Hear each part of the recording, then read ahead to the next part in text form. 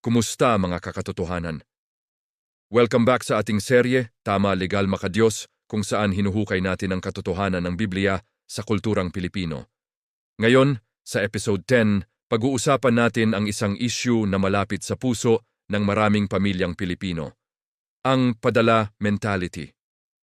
Alam nyo ba halos 10% ng ating kabuuang populasyon ay mga overseas Filipino workers o OFWs. Mga bayani sila, walang duda. Pero kasabay ng kanilang pagsasakripisyo, nabuo ang isang kultura ng pag-asa. Ito yung padala mentality. Kung saan ang pamilya sa Pilipinas ay halos umaasa na lang sa perang ipinapadala ng kanilang kamag-anak sa abroad. Yung tipong, hey okay lang yan, magpapadala naman si kuya.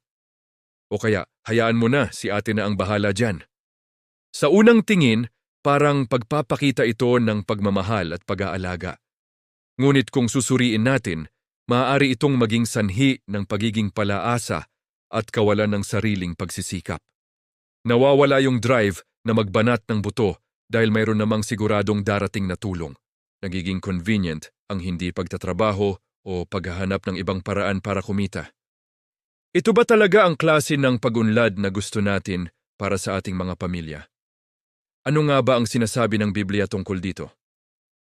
Sa Galatians chapter 6 verse 5, malinaw na sinasabi, sapagkat ang bawat isa ay dapat magdala ng kanyang sariling pasanin. Sa English, for each one should carry their own load. Hindi ito nangangahulugan na bawal tumulong.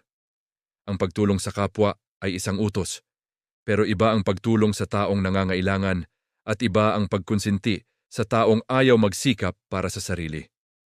Binigyan tayo ng Diyos ng kakayahan, ng lakas, at ng talino para gamitin.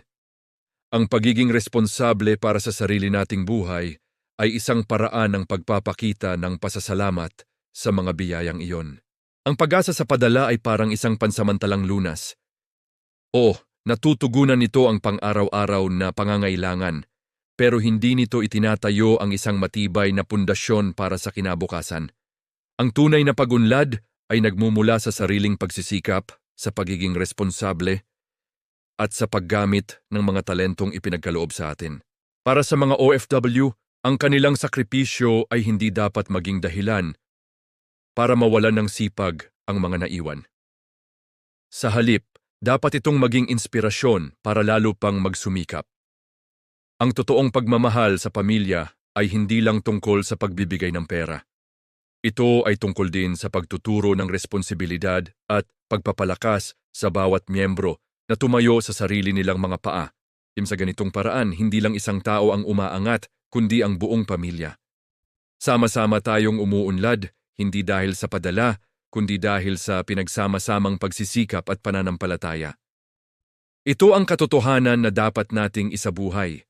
Tanggalin natin ang mentality ng pag-asa at palitan ito ng kultura ng pagsisikap at pananagutan. Dahil ang bawat isa sa atin ay may kakayahang dalhin ang sarili nating pasan. Maraming salamat sa panonood mga kakatotohanan. Kung may natutunan ka, i-like, i-share at mag-subscribe na sa Liwanag at Pag-asa TV para hindi mo ma-miss ang susunod nating episode. Hanggang sa muli, maging matatag at manalig tayo sa katotohanan.